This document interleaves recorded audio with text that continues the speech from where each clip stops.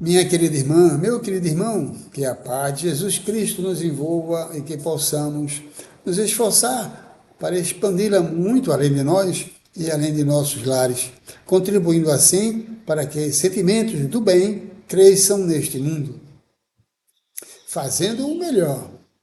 Minha irmã, meu irmão, quando o homem se conscientiza de que está vivendo neste mundo uma simples existência, apenas para cumprir uma etapa da vida que não tem fim, vivenciando tão somente uma pequena fase da marcha evolutiva espiritual, por vontade de Deus, sabe que tem o dever de realizá-la, e isto já significa ter uma consciência espiritual diferenciada.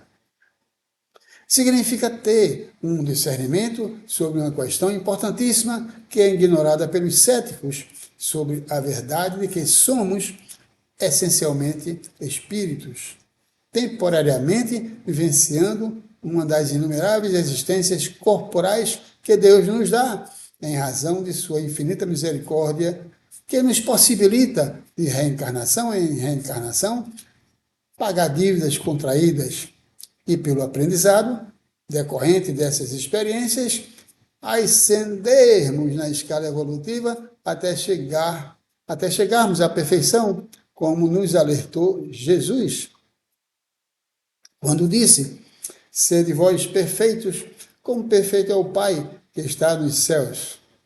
Isto que Jesus disse foi uma afirmação de que esse é o nosso destino para atingir a vida futura tão falada por ele, onde se começa a viver na presença de Deus e desfrutando-se da eterna felicidade.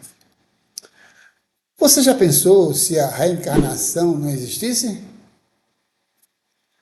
Nenhum espírito seria capaz de atingir a perfeição em apenas uma existência.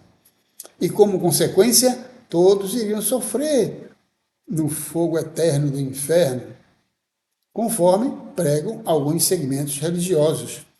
O que seria uma imensa contradição da misericórdia com o infinito amor e justiça de Deus para com todos os seus filhos. Porque não faz sentido pagar-se uma falta temporal com um castigo eterno. Ou melhor, não é lógico ou coerente punir uma falta ou transgressão que ocorreu em um tempo limitado com um castigo que se estende eternamente. E essa consciência, ela começa a se expandir dentro do homem quando ele busca entender os processos que devem ser desenvolvidos para se cumprir com os desígnios de Deus. Missão essa que, como já disse, é obrigatória atingir o seu desfecho, que combina com o que disse Jesus: bem-aventurados os puros de espíritos, porque verão a Deus. Situação que é alcançada quando o espírito já não tem mais nenhum pecado a resgatar ou apagar. Quando, então, ele está livre de toda e qualquer impureza. Então, no conjunto de todo conhecimento que leva o espírito a se aproximar de Deus, está o saber para a observância de suas leis, em que Jesus as simplificou dizendo que o maior mandamento é amar a Deus sobre todas as coisas, de todo o coração, de todo o espírito, e amar o próximo como a si próprio, como a si mesmo. Esse é o principal mandamento que abrange toda a lei, disse Jesus. Inclusive, abrange tudo que os profetas já tinham falado. E neste contexto, para facilitar e melhorar o entendimento, Jesus complementou: não faças com o próximo aquilo que não quereríeis que façam contigo. Não é verdade? Porém, como os homens são imperfeitos e dentro de seus corações habitam ervas daninhas, simbolizadas pelos sentimentos do ciúme, orgulho, egoísmo, inveja, ganância, etc., que geram ações ou comportamentos de raiva, ódio, intolerância, falta de indulgência, revanchismo, vingança, etc., Deus instituiu leis eternas e imutáveis que regem todo o universo e a relação de comportamento da humanidade. Entre elas, a lei de causa e efeito, que é conhecida por muitas denominações, tal como lei de ação e reação, lei do retorno e também por lei do karma. Essa lei é simples de interpretação. Tudo que o homem faz volta para ele. É como o eco. Ou ainda, o que o homem planta, ele é obrigado a colher. Deus permite tudo, e por isto mesmo a semeadura é livre. O homem planta o que quiser. Entretanto, colherá obrigatoriamente o que semeou. Essa lei opera em nossas vidas, tanto no aspecto individual, quanto no aspecto coletivo, uma vez que ela está intimamente ligada ao processo de evolução espiritual. E, razão disto, nossas ações, escolhas e intenções que fazemos ao longo da vida moldam o nosso futuro, ou melhor, o nosso destino, quando colhemos as consequências de nossos atos, tanto na vida presente quanto em vidas futuras. Por isto, atribui-se a ela a causa de muitas mortes coletivamente, como, por exemplo, quando ocorre uma devastação pela natureza, como a ação de um tsunami, de uma tempestade, de um terremoto, e até mesmo pelo acontecimento de uma pandemia, como a que ocorreu em 1910, entre 1910 e 1920, que foi a mais devastadora e letal que ocorreu no mundo, que chegou a matar mais de 30 milhões de pessoas. Isto é o que se pode chamar de ajuste de contas em larga escala, esclarecendo que nem todas as pessoas que morrem ou que já morreram nessas circunstâncias devem se atribuir explicitamente a esse motivo, porque muitos já estavam programados espiritualmente para retornar ao mundo espiritual. E o tal evento, para eles, foi apenas um instrumento para que isto acontecesse. Um exemplo clássico disso é que já aconteceram casos de acidentes letais com aviões lotados de passageiros que caíram e um ou dois sobreviventes aconteceu, né? E um ou dois passageiros sobreviveram aos tais desastres. Porque não era o dia deles. Mas, com certeza, o que vivenciaram foi muito importante para repensarem a vida e passarem a olhar e voltar seus pensamentos muito mais profundamente para Deus. Por outro lado, deve-se considerar que até para o tipo de morte que cada um vai enfrentar, deve ser levado em consideração o merecimento. Nada acontece por acaso. Por isto, acontecem mortes em que o enfermo vivencia um momento de felicidade. Outras pessoas morrem sem nem sequer expressar nenhuma sensação de dor. Outras morrem dormindo. Já por outro lado, existem mortes demoradas com muito sofrimento. Existem também tipos de morte que despertam pavor a quem observa. Portanto, não devemos esquecer que tudo na vida está atrelado ao merecimento. É pelo merecimento que conquistamos, tanto aqui na vida material quanto na vida espiritual, a satisfação de viver em paz, em harmonia com o universo, com a consciência tranquila e desfrutando da felicidade prometida pelo Cristo. Assim, quando o homem passa a compreender o mecanismo da justiça divina, ele entende que viver em paz, harmonia e desfrutando da felicidade terrena, por exemplo, depende unicamente de suas escolhas no cotidiano na vida. No cotidiano da vida. Quando ele escolhe o caminho do bem, o bem receberá. Porém, quando escolhe percorrer o caminho do mal, sofrerá as consequências advindas de seus atos, uma vez que ninguém colhe rosas plantando espinhos. Absolutamente.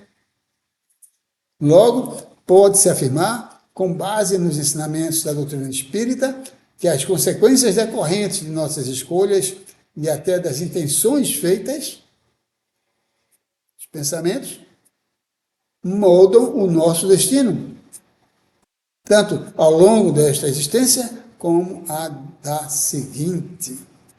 Também é preciso destacar a importância do autodesenvolvimento e da prática do perdão de forma unilateral, sem olhar a quem, por reconhecer as fraquezas da humanidade, perdoando assim, sem contar as vezes, como orientou Jesus. Devemos também buscar fazer a prática constante do bem como forma de transformar experiências negativas em aprendizado e crescimento espiritual.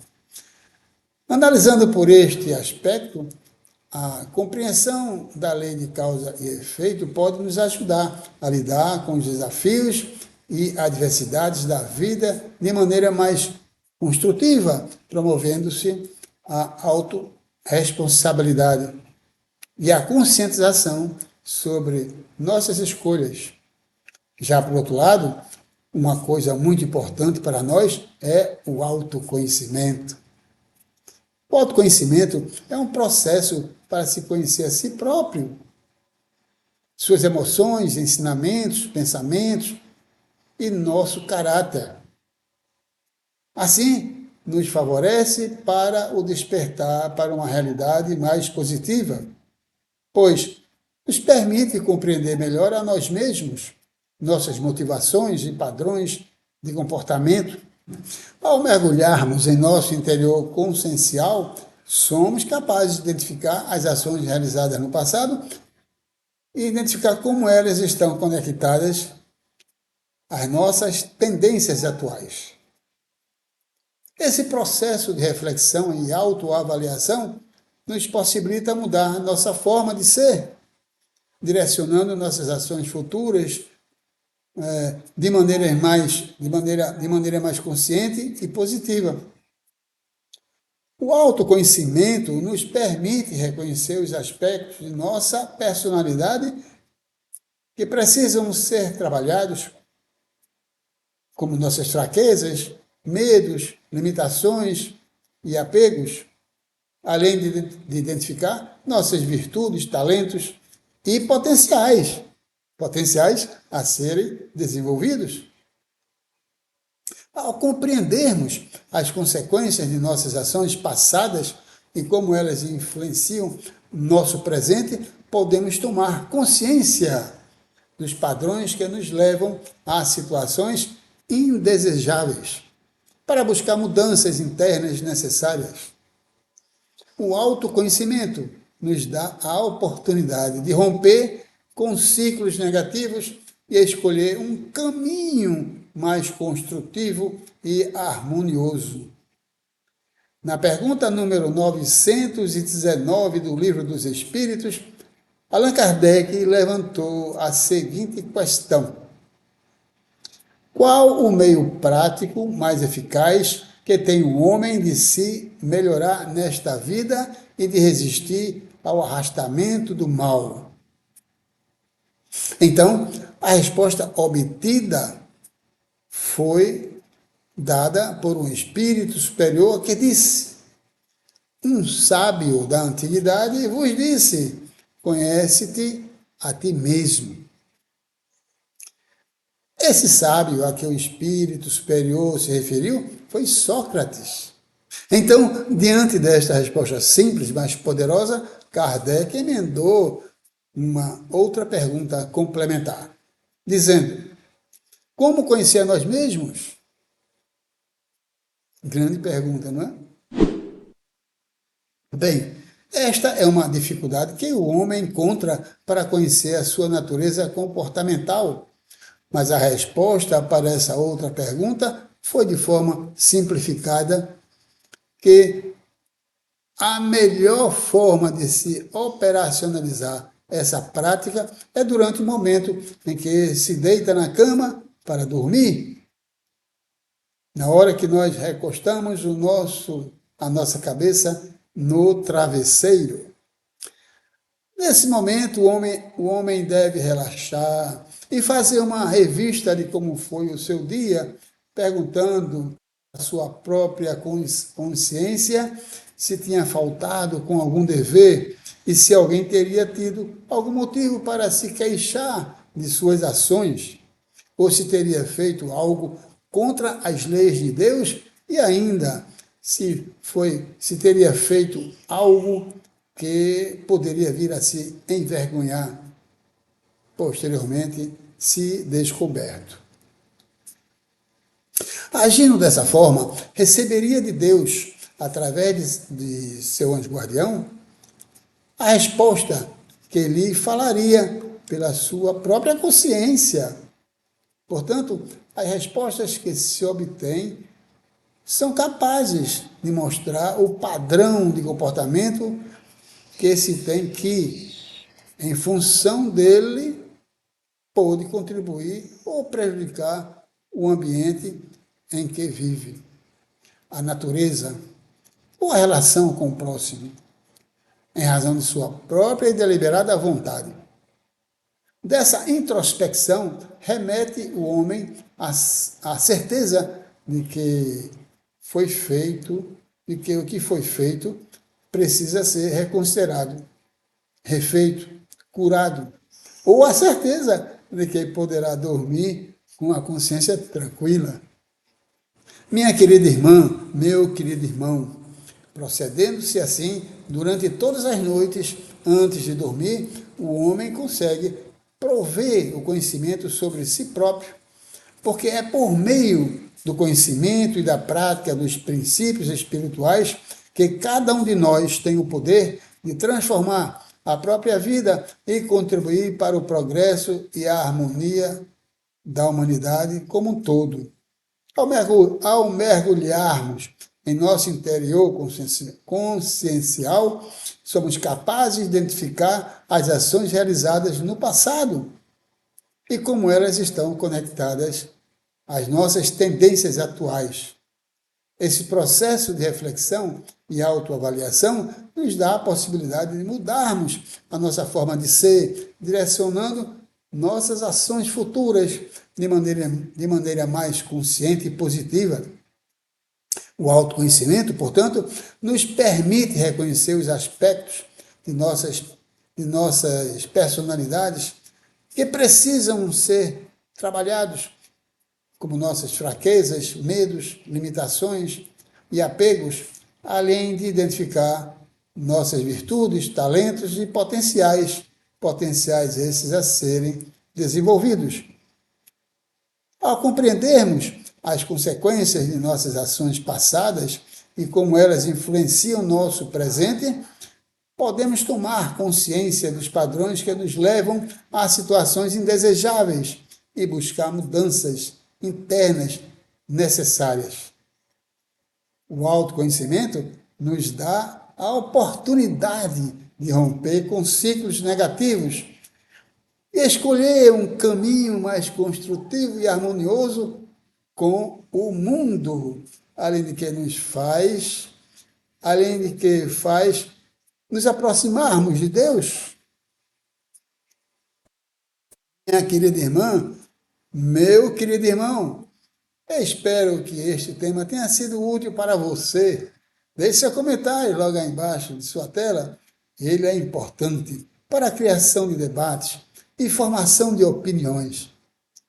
Fique na paz de Jesus e que Deus lhe abençoe. Assim seja.